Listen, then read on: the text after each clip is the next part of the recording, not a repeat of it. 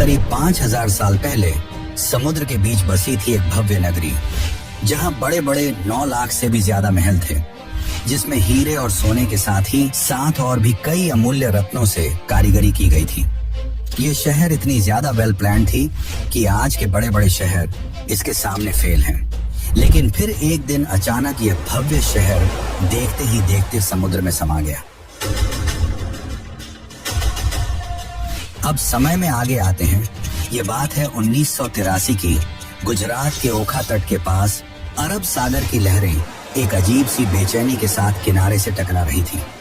भारतीय पुरातत्वविदों की एक टीम गोताखोरी के उपकरणों से लैस समुद्र की सतह पर खड़ी थी। किसी को नहीं पता था कि कुछ ही क्षणों बाद वे एक ऐसा दृश्य देखने वाले हैं जो इतिहास की धारणाओं को हिला देगा। जैसे ही उन्होंने समुद्र की नीली गहराइयों में छलांग लगाई, नीचे उतरते ही रेत, चट्टानों और पत्थरों के बीच उन्हें कुछ अननेचुरल दिखाई दिया, कुछ ऐसा जो किसी समय की गवाही देता था। उनका शरीर थम गया, सांसें रुक गईं और आंखों के सामने जो दृश्य था उसने इस सवाल को जन्म दिया, क्या ये वही नगरी है जिसका जिक्र हजारों साल पुरानी किताबों में हुआ है? क्या सचमुच समुद्र की गहराइयों में एक पूरा शहर दफन है? उनके सामने जो दृश्य था उसे देखकर वे दंग रह गए।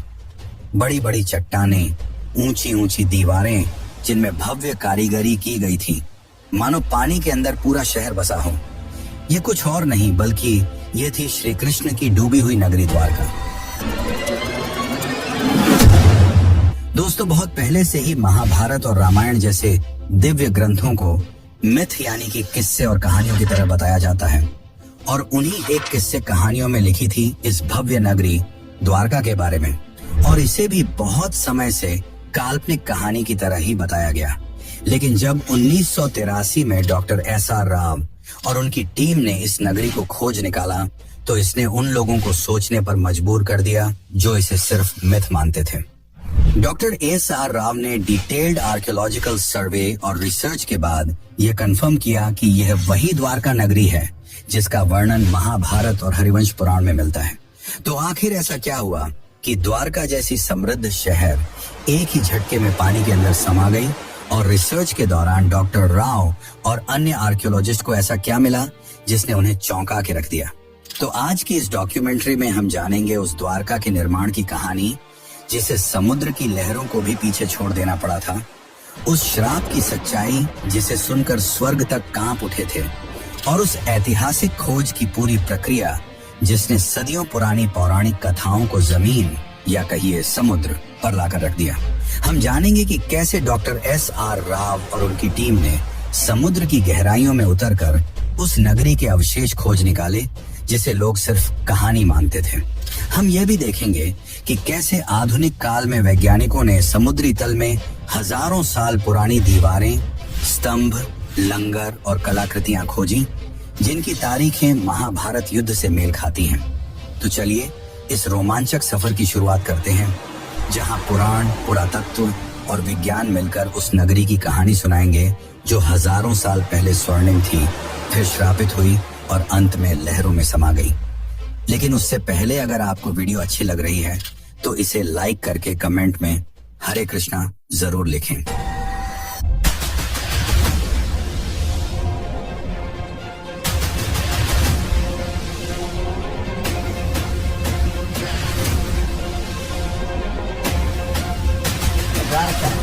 And came to the conclusion that it was the Dwarka of Mahabharata.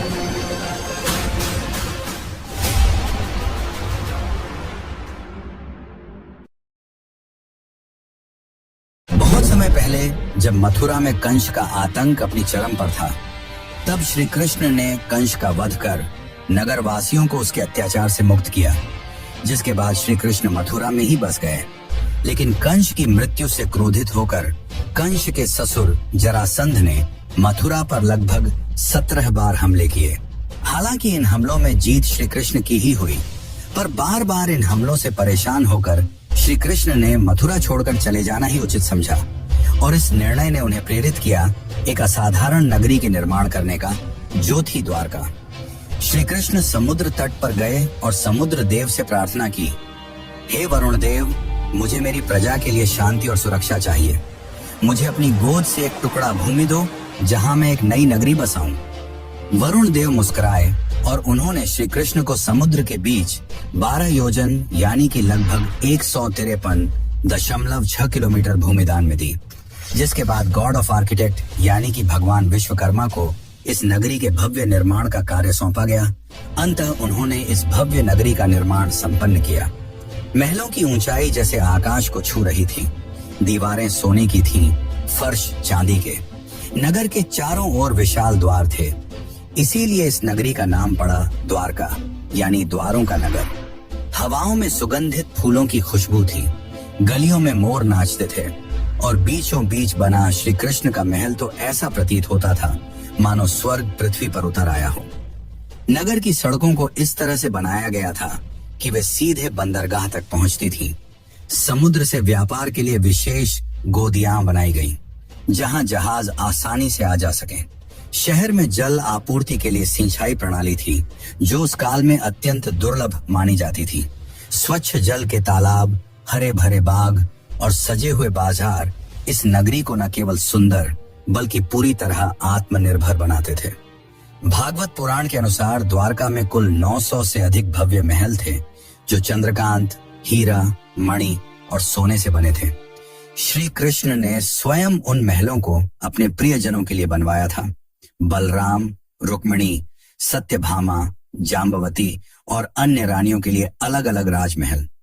ये महल न सिर्फ वास्तुकला का चमत्कार थे, बल्कि अध्यात्म और भक्ति का प्रतीक भी। लेकिन यह अंत नहीं था। अब शुरू होने वाला है वो अध्याय जिसने द्वारका को कालातीत बना दिया। एक ऐसा नगर जिसे स्वयं भगवान ने बसाया, देवताओं ने सजाया और समय ने इतिहास में दर्ज कर दिया। लेकिन जहां निर्माण होता है वहीं विनाश भी इंतजार करता है। द्वारका की यह स्वर्ण गाथा आगे चलकर एक ऐसे श्राप की छाया में डूबेगी जिसकी कल्पना तक किसी ने न की थी। महाभारत का युद्ध समाप्त हो चुका था। धूल में लथपथ योद्धाओं के शव, बिखरे हुए अस्त्र शस्त्र और खून से लाल धरती, कौरवों का विनाश हो चुका था। अपने पुत्रों की यह दशा देखकर गांधारी काफी क्रोधित हो गई। उनका मानना था कि यदि श्री कृष्ण चाहते तो यह युद्ध होता ही नहीं, परंतु उन्होंने ऐसा नहीं किया, जिससे क्रोधित होकर गांधारी ने श्री कृष्ण को श्राप दिया कि जिस प्रकार मेरे वंश का विनाश हुआ है, ठीक उसी प्रकार तुम्हारे भी वंश का विनाश हो जाएगा। इस श्राप ने यदुवंश के विनाश की नींव रख दी। लेकिन एक और कारण है जिसके चलते द्वारका का विनाश हुआ। दरअसल एक समय की बात है, द्वारका के पास एक स्थल जिसका नाम पिंडारक था, वहां एक दिन प्रमुख ऋषिगण पधारे। इनमें विश्वामित्र, वशिष्ठ, नारद, कण्व, दुर्वासा जैसे महान ऋषि मुनि उपस्थित थे। उन ऋषियों को देख श्री कृष्ण के पुत्र सांब और उसके कुछ मित्रों ने मिलकर शरारत करने की सोची। सांब ने एक गर्भवती स्त्री का रूप धारण कर लिया और उन ऋषियों के पास पहुंचे। इस बात से अनजान कि वे ऋषि कोई साधारण साधु संत नहीं बल्कि त्रिकालदर्शी थे, जिन्हें सब कुछ मालूम था। सांब और उसके मित्र उनके निकट गए और उनकी तपस्या भंग कर ऋषियों से अपने होने वाले बच्चे के बारे में पूछने लगे। अपना इस तरह अपमान होता देख मुनिगण गुस्सा हो गए और उन्होंने सांब को यह श्राप दिया कि तुम एक लोहे के मुशल को जन्म दोगे जो यदुवंश के विनाश का कारण बनेगी। सांब और उनके साथी भयभीत हो उठे। उन्होंने माफी मांगी, पर अब कुछ नहीं हो सकता था। कुछ दिनों बाद वही हुआ जो भविष्यवाणी की गई थी। जब सांब सुबह उठा तो उसके कपड़ों में एक भारी भरकम मुशल मिला।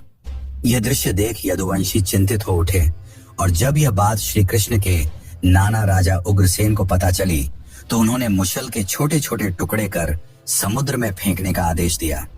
और जैसे ही यह टुकड़े समुद्र में फेंके गए, एक विशाल मछली ने वह टुकड़े खा लिए। कुछ समय बाद जब कुछ मछुआरों ने उस मछली को पकड़ा और जब उसे काटा गया तो उसके पेट से लोहे के टुकड़े निकले। उन मछुआरों ने वह टुकड़े एक जरा नामक शिकारी को बेच दिए। अब वह शिकारी इन टुकड़ों से अपनी तीर बना रहा था और दूसरी ओर द्वारका में स्थिति धीरे धीरे खराब होने लगी थी। गांधारी के श्राप का असर दिखाई देने लगा था। जैसे जैसे समय बीतता गया, यदुवंश के लोगों में अहंकार बढ़ता गया। भोग विलास, मदिरा और दुराचार ने धर्म और मर्यादा का स्थान ले लिया था। नैतिकता समाप्त हो चुकी थी। फिर एक दिन, जिसे आज भी प्रभास त्रिकाल के नाम से जाना जाता है, यदुवंश के वीरों ने समुद्र किनारे एक उत्सव आयोजित किया। शराब, घमंड और गाली गलौच ने मिलकर उस उत्सव को युद्ध भूमि में बदल दिया। वे आपस में ही लड़ने लगे। जिन हथियारों से उन्होंने युद्ध जीते थे, उन्हीं से वे एक दूसरे को मारने लगे। श्री कृष्ण समझ चुके थे कि अब विनाश निकट है, जिसके पश्चात वे वन की ओर चल पड़े और वहां एक वृक्ष के नीचे विश्राम करने लगे। तभी वहां वह शिकारी पहुंचा जिसने उस मुशल के टुकड़े से तीर बनाए थे। उस शिकारी ने श्री कृष्ण को हिरण समझकर उन पर तीर चला दी और जैसे ही तीर श्री कृष्ण के पैरों में लगी, उन्होंने यह लोक त्याग दिया और उनके मृत्यु के साथ ही पूरी द्वारका नगरी पानी में समा गई। इस प्रकार द्वारका का वह वैभवशाली अध्याय समाप्त हुआ। वह नगर जिसे स्वयं भगवान ने बसाया था, जिसने एक युग देखा था, अब रह गया केवल शास्त्रों के पन्नों में और समुद्र की खामोशी में छिपी एक अमर स्मृति के रूप में। लेकिन क्या यह अंत है? क्या हुआ श्री कृष्ण के मृत्यु के पश्चात और क्यों श्री कृष्ण आज भी जिंदा हैं? अर्जुन ने क्या भूमिका निभाई? ये सब जानने से पहले हम ये जान लेते हैं कि आज के समय में कहानी कही जाने वाली द्वारका नगरी को कैसे खोज निकाला गया और क्या सच में ये वही द्वारका नगरी है जो श्री कृष्ण ने बनवाई थी। तो चलिए अब जानते हैं इसका असली इतिहास और रहस्य। लेकिन उससे पहले अगर आपको यह वीडियो ज्ञानपूर्वक लग रही है तो इसे अपने दोस्तों, रिश्तेदारों और अन्य भक्तों को जरूर शेयर करें। बहुत लंबे समय तक द्वारका को सिर्फ एक पौराणिक नगरी माना जाता था। श्रीमद् भागवत पुराण, विष्णु पुराण, हरिवंश पुराण और महाभारत में इसके भव्य विवरण तो थे, लेकिन भौगोलिक रूप से यह कहाँ थी, यह रहस्य बना हुआ था। अधिकांश विद्वान मानते थे कि यह एक धार्मिक कथा बस है, कोई ऐतिहासिक सच्चाई नहीं। लेकिन यह सोच पहली बार 1930 के आसपास हिली, जब गुजरात के सौराष्ट्र इलाके में कुछ मछुआरों और गोताखोरों ने समुद्र के अंदर अजीब पत्थरों और ढांचों को देखने की बात बताई। यहाँ तक कि कुछ पायलटों ने, जो अरब सागर के ऊपर उड़ान भर रहे थे, बताया कि उन्होंने पानी के नीचे सीधी रेखाओं जैसी आकृतियां देखी हैं, जैसे कोई पुराना शहर हो। यहीं से उस राज की तलाश शुरू हुई जिसने एक प्राचीन कहानी को एक खोज में बदल दिया। फिर आया साल 1963, जब भारतीय पुरातत्व सर्वेक्षण विभाग यानी कि ASI ने पहली बार बेट द्वारका के पास खुदाई शुरू की। ये वही इलाका था जिसे स्थानीय लोग सदियों से भगवान श्री कृष्ण की नगरी मानते आए थे। खुदाई में वहां से कई प्राचीन बर्तन, मूर्तियां और पक्के ढांचे मिले। इससे ये तो साबित हो गया कि यह जगह काफी पुरानी है, लेकिन इससे द्वारका की असली पहचान अभी भी पूरी तरह साफ नहीं हुई थी। इसके कुछ साल बाद 1970 के दशक में एक और बड़ा सुराग मिला। जामनगर के सरकारी रिकॉर्ड में एक प्राचीन ताम्रपत्र का जिक्र था, जो करीब 6ठी शताब्दी का बताया गया। यह ताम्रपत्र सिंधदत्य नाम के राजा से जुड़ा था और उसमें साफ साफ लिखा था कि यहाँ भगवान श्री कृष्ण निवास करते थे। ये ऐसा पहला ऐतिहासिक दस्तावेज था जिसमें धर्म और इतिहास आपस में जुड़ते नजर आए। इससे इतिहासकारों को पहली बार यह लगा कि द्वारका सिर्फ एक कल्पना नहीं, बल्कि शायद एक खोया हुआ सच है। इसके बाद इस खोज को सही दिशा दी SR राव ने। वे ASI के वरिष्ठ अधिकारी थे और भारत के शुरुआती समुद्री पुरातत्वविदों में से एक माने जाते हैं। उन्हें महाभारत और पुराने ग्रंथों की बातों पर भरोसा था। उन्होंने उन विवरणों की तुलना आधुनिक समुद्री नक्शों से की और पाया कि अगर द्वारका सच में कभी बसी थी तो वह गुजरात के पश्चिमी तट पर ही रही होगी। इसी सोच से 1979 में भारत में पहली बार समुद्र के नीचे पुरातात्विक खोज की नींव रखी गई। डॉक्टर राव ने गोवा स्थित नेशनल इंस्टीट्यूट ऑफ ओशनोग्राफी यानी कि NIO की मदद ली और एक नई खोज का अभियान शुरू किया। ये काम आसान नहीं था। न तो उस दौर में भारत के पास अच्छे उपकरण थे, न ही आधुनिक तकनीक। फिर भी उन्होंने स्थानीय मछुआरों, गोताखोरों, पुरानी नावों और शुरुआती सोनार तकनीक की मदद से समुद्र के अंदर छिपे राज को ढूंढना शुरू किया। और इसी दौरान समुद्र की सतह के नीचे उन्हें कुछ ऐसे ढांचे दिखाई देने लगे जो किसी भी नजरिए से प्राकृतिक नहीं लगते थे। वहां पत्थरों की लंबी दीवारें थीं, बड़े बड़े खंभे थे और ऐसे लंगर भी मिले जो साफ बताते थे कि वहां कभी जहाज आते जाते रहे होंगे। यानी ये जगह एक पुराना बंदरगाह रहा होगा। लेकिन ये तो बस शुरुआत थी, असली खुलासे तो अभी बाकी थे। 1979 की खोज ने एक ऐसा दरवाजा खोल दिया था जिसके पीछे छुपी थी एक बहुत पुरानी, लगभग भूली हुई कहानी। अब 1980 का दशक उस कहानी को सच साबित करने की जिद बन चुका था, और इस जिद की सबसे बड़ी वजह थे doctor S.R. Rao. Doctor Rao को महाभारत और पुराणों में लिखी बातों पर पूरा भरोसा था। उन्होंने उन ग्रंथों के नक्शों और विवरणों को पढ़ा, समझा और फिर आधुनिक समुद्री मानचित्रों से मिलाया। उन्हें यकीन था कि श्री कृष्ण की वो नगरी, जिसे दुनिया ने बस एक कहानी मान लिया था, वो कहीं ना कहीं अरब सागर के नीचे आज भी मौजूद है। लेकिन उनका ये सफर बिल्कुल भी आसान नहीं था। उस समय भारत में समुद्री खुदाई यानी कि मरीन आर्कियोलॉजी एक बिल्कुल नया क्षेत्र था। न सरकार के पास इस काम के लिए पर्याप्त पैसा था, न वैज्ञानिकों को इस बात पर भरोसा कि समुद्र के नीचे कोई शहर भी हो सकता है। बहुत सारे लोग इस प्रयास को बस धार्मिक सोच का हिस्सा मानते थे। कई लोगों ने डॉक्टर राव से कहा, पौराणिक कथाओं को इतिहास से जोड़ने का क्या फायदा, लेकिन उन्होंने कभी हार नहीं मानी। डॉक्टर राव ने ASI और गोवा के नेशनल इंस्टीट्यूट ऑफ ओशनोग्राफी के साथ मिलकर एक समुद्री अभियान शुरू किया। इंडियन नेवी के गोताखोरों की भी मदद ली गई, लेकिन चुनौती सिर्फ ये नहीं थी कि लोग विश्वास नहीं कर रहे थे। असली मुश्किल थी टेक्नोलॉजी और संसाधनों की कमी। उस समय न तो सोनर जैसी आधुनिक तकनीक थी, न ही पानी के अंदर काम करने वाले रोबोट्स। डाइवर्स को अपने हाथों से समुद्र की सतह को टटोलना पड़ता था। 1980 के दशक में, यानी लगभग 40 साल पहले, समुद्र में जाकर खुदाई करना कोई आसान काम नहीं था। इसके लिए archaeologists, divers, oceanographers, underwater photographers, historians, geologist और बहुत से टेक्नीशियनों की जरूरत होती थी। इतनी बड़ी टीम को बनाना और उन्हें काम पर लगाना अपने आप में एक बड़ा काम था। फिर भी राव ने हार नहीं मानी।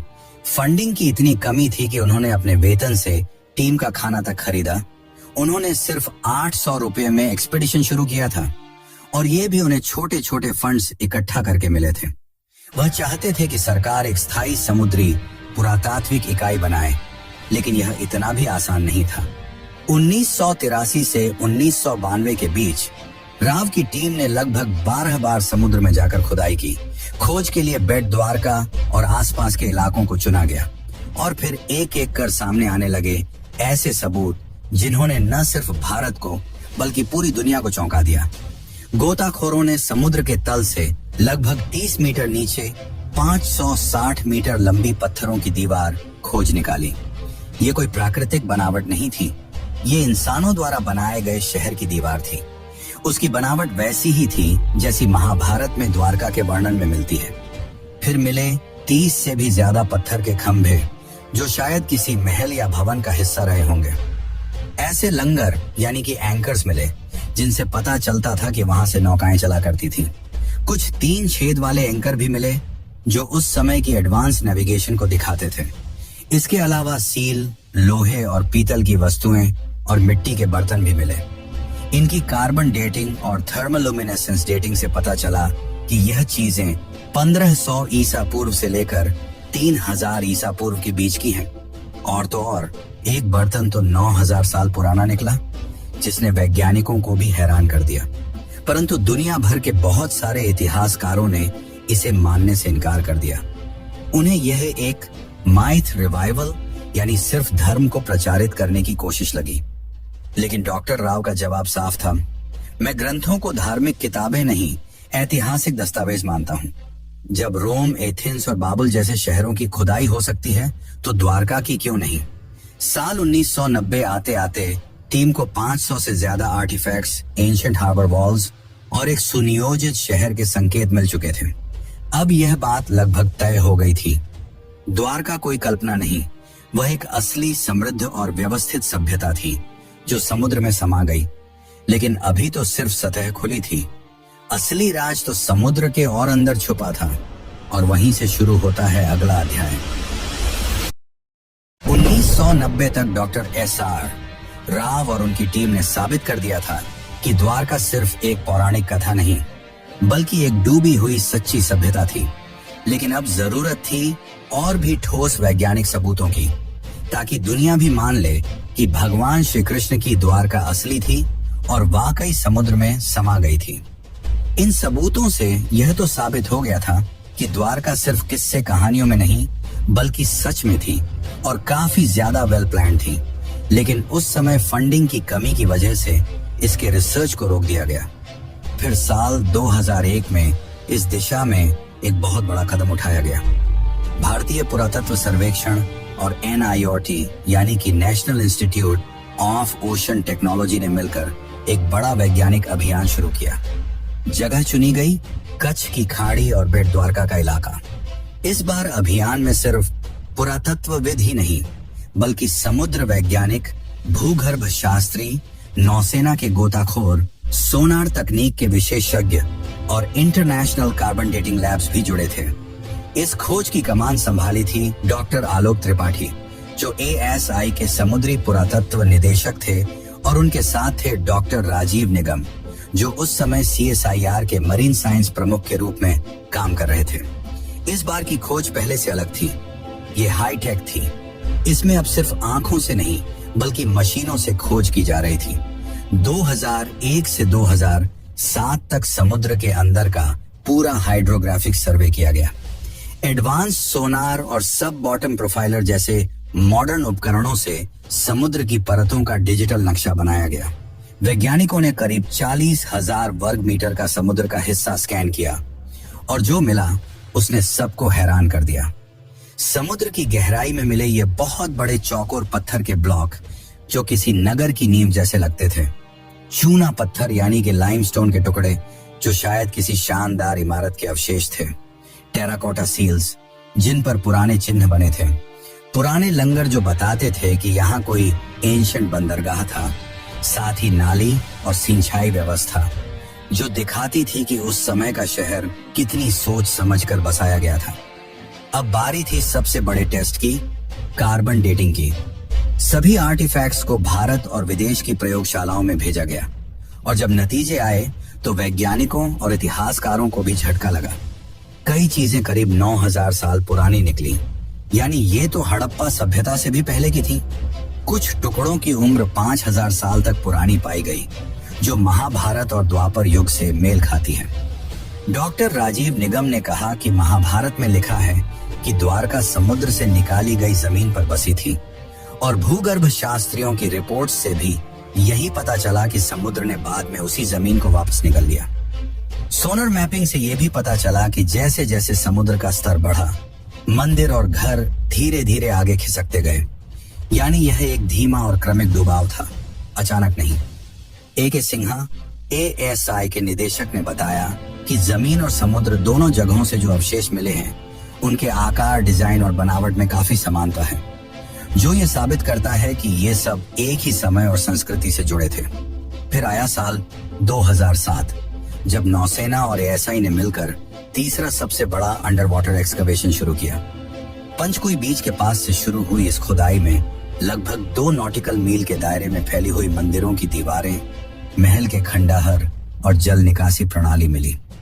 यही वो पल था जब पहली बार दुनिया ने माना द्वारका कोई कल्पना नहीं बल्कि एक सच है, एक पूरी सभ्यता जो समुद्र में समा गई। लेकिन फिर भी एक सबसे बड़ा सवाल बाकी रह गया, आखिर द्वारका डूबी क्यों?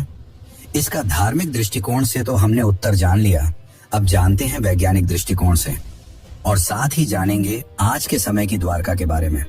तो बने रहिए, क्योंकि हम जो आपको बताने वाले हैं वो आपको चौंका कर रख देगा। 2007 की खोजों ने यह साबित कर दिया था कि समुद्र की गहराइयों में कोई आम चीजें नहीं बल्कि एक पूरी बसी हुई और समृद्ध नगरी है। लेकिन एक सवाल अब भी रह गया था, आखिर ये नगर डूबा कैसे? क्या वाकई ये कोई श्राप था जैसा ग्रंथों में लिखा है, या फिर इसके पीछे कोई प्राकृतिक और वैज्ञानिक वजह थी? इन सवालों के जवाब ढूंढने के लिए वैज्ञानिकों ने रुख किया ओशियनोग्राफी यानी कि समुद्र विज्ञान और जियोलॉजी यानी कि भूगर्भ शास्त्र की ओर। अब तक जो मिला था वो सब प्रमाण तो थे, लेकिन अब जरूरत थी समय को मापने की, ये जानने की कि जब द्वारका बसी थी तब समुद्र में ऐसा क्या हुआ जो वो सब कुछ निगल गया। इस पूरे शोध का आधार बना सी लेवल राइज थ्योरी। अमेरिका की SSCSM यूनिवर्सिटी के प्रोफेसर रेंस ने एक अध्ययन किया जिसमें अरब सागर के सी लेवल को 20,000 सालों के डेटा के जरिए ट्रैक किया गया था। इस रिसर्च के मुताबिक 9,000 साल पहले यानी करीब 11,000 साल पहले समुद्र का स्तर आज के मुकाबले 25 मीटर नीचे था। 5,000 ईसा पूर्व के बीच समुद्र अचानक बहुत तेजी से कई मीटर तक ऊपर उठ गया। वैज्ञानिक मानते हैं कि यह घटना किसी सुनामी या समुद्री आपदा का संकेत देती है। और ये सिर्फ अरब सागर में नहीं हुआ। जब वैज्ञानिकों ने दुनिया के बाकी हिस्सों से मिले सी लेवल डेटा से इस जानकारी की तुलना की तो कैरेबियन द्वीप, इंडोनेशिया और दक्षिण अमेरिका जैसी जगहों पर भी उस दौर में बड़ी बड़ी समुद्री हलचलें और सुनामी के सबूत मिले। इसका मतलब था कि यह घटना सिर्फ भारत तक सीमित नहीं थी, बल्कि पूरी दुनिया में उस समय कुछ बड़ा हो रहा था। और ठीक इसी समय महाभारत के अनुसार श्री कृष्ण ने पृथ्वी का त्याग किया था और कलयुग की शुरुआत हुई थी। अब सारे वैज्ञानिक और ऐतिहासिक सबूत एक ही तरफ इशारा कर रहे थे। द्वारका का डूबना कोई कल्पना नहीं, बल्कि एक सचमुच की ऐतिहासिक घटना थी जिसमें प्राकृतिक आपदा, समय का चक्र और शायद कर्मों की प्रतीकात्मक कहानी सब एक साथ जुड़ गए थे। और फिर आया साल 2024 जब भारत सरकार ने इस पूरे रहस्य को दुनिया के सामने लाने का फैसला किया। 25 फरवरी 2024 को प्रधानमंत्री नरेंद्र मोदी खुद गुजरात के पंचकोई बीच पहुंचे। उनके साथ थी भारतीय नौसेना, ASI, NIOT और वैज्ञानिकों की एक टीम जो स्कूबा डाइविंग से समुद्र की गहराइयों में जाने वाली थी, वहीं जहां श्री कृष्ण की नगरी कभी खड़ी थी। ये कोई आम डाइव नहीं थी, ये इतिहास से साक्षात्कार था। जैसे ही प्रधानमंत्री समुद्र में उतरे, वहां पत्थर के स्तंभ, लंगर, मंदिर की नींव और प्राचीन दीवारें दिखाई दी। मोदी जी ने खुद समुद्र की गोद में मोरपंख अर्पित किया, जो श्री कृष्ण की स्मृति और भारत की सनातन विरासत को फिर से जीवंत करने का प्रतीक था। इसके बाद उन्होंने द्वारिकाधीश मंदिर में जाकर श्री कृष्ण और रुक्मिणी माता के दर्शन किए। मंदिर की 52 गज की ध्वजा, जो हर दिन 5 बार बदली जाती है, आज फिर हवा में लहराई, मानो ये संकेत दे रही हो कि द्वारका की सच्चाई अब दुनिया के सामने है। आज की तारीख में द्वारका 2 भागों में बसी है। एक जो है जहां लाखों श्रद्धालु हर साल दर्शन के लिए आते हैं, और दूसरी जो समुद्र के नीचे है, जिसे आज पूरी दुनिया जानती है the lost city of Krishna के नाम से। इस 90 साल की खोज, संघर्ष और वैज्ञानिक यात्रा ने दुनिया को यह दिखा दिया कि श्रद्धा सिर्फ आस्था नहीं, वो इतिहास की नींव भी बन सकती है। द्वारका सिर्फ भारत की कहानी नहीं है, ये पूरी मानव सभ्यता की याददाश्त है, जो ये सिखाती है कि सत्य और संस्कृति को भुलाया नहीं जा सकता, चाहे वो कितनी भी गहराई में क्यों ना छुपा हो। और इसीलिए आज भी द्वारका जिंदा है, कभी मंदिर की घंटियों में, कभी समुद्र की लहरों में, और अब वैज्ञानिक रिपोर्टों में भी। तो चलिए मित्रों, अब चलते हैं अपने आखिरी अध्याय की ओर। शताब्दियां बीत गई, युग बदले, राजवंश मिटे, सभ्यताएं उगती और गिरती रही, लेकिन समुद्र वो आज भी मौन है, शांत, गूढ़ और रहस्यमयी। उसकी लहरों के नीचे दबी द्वारका की नगरी आज भी जैसे किसी इंतजार में है, न जाने किसके लिए। शायद उसके निर्माता श्री कृष्ण के फिर से लौट आने के लिए, या शायद इस धरती के इंसानों के उस बोध के लिए जब वे केवल इतिहास नहीं, अपनी आस्था में छिपे सत्य को भी पहचानना सीखें। द्वारका कोई कल्पना नहीं थी, वो एक यथार्थ था, एक स्वर्णिम यथार्थ जिसे एक श्राप ने लीन लिया, एक समय ने छिपा दिया और एक समुद्र ने अपनी गहराइयों में समा लिया। लेकिन वह सत्य आज फिर उभर रहा है, टूटे स्तंभों में, पुरातत्व की रिपोर्टों में, सोनर की लहरों में और एक राष्ट्र की आस्था में। इस पूरी डॉक्यूमेंट्री ने हमें यह सिखाया कि आस्था और विज्ञान 2 विपरीत ध्रुव नहीं है, वे एक ही सत्य की 2 राहें हैं। एक राह हमें विश्वास दिलाती है और दूसरी उसे प्रमाणित करती है। द्वारका की कहानी बस एक शहर की कहानी नहीं है, यह उस संस्कृति की कहानी है जो अपने चरम पर भी विनम्र थी और अपने अंत में भी दिव्य। यह उस ईश्वर की नगरी की कहानी है जिसने अपने जीवन से कर्म का सार बताया और अपने अंत से संयम और स्वीकृति का। और जब अगली बार आप समुद्र की लहरों को देखें, जरा ठहरिएगा, शायद किसी अगाध गहराई से आपको कोई बांसुरी की धुन सुनाई दे। शायद वो द्वारकाधीश अब भी आपको पुकार रहे हों, अपने नगर से, अपने सत्य से, क्योंकि कुछ कहानियां खत्म नहीं होती, वे सिर्फ इंतजार करती हैं दोबारा जगाए जाने का। जय द्वारकाधीश।